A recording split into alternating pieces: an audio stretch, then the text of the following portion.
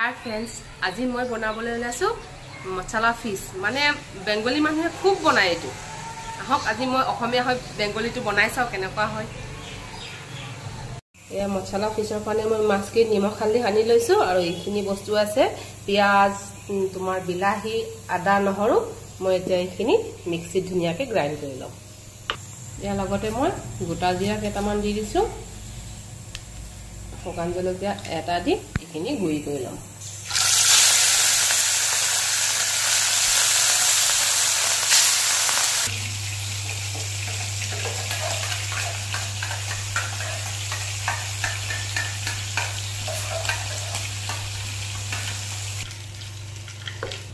মাছ ভাজা কেৰাহিতে মই প্ৰথমতে কালজিৰা কেটামান দি দিছো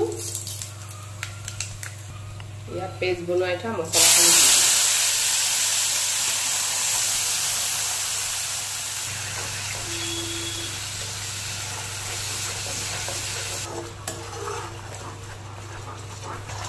এখানে কাশ্মীৰী মিৰ্চ আৰু হালধি ইয়াতে অকল ৰংহে আছে জ্বলা নাই salt অকমান চেনি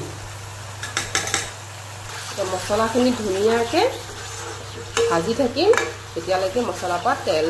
ওলাই অকমান ধনিয়া পাউডাৰ এতিয়া আমি এনেকুৱাতে পানী অকমান দি দিম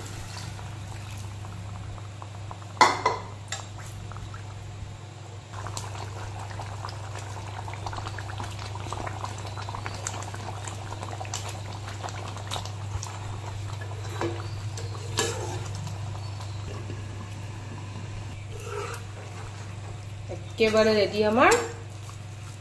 মাছৰ জাল লাষ্টত মই ধনিয়া পাত দি দিছো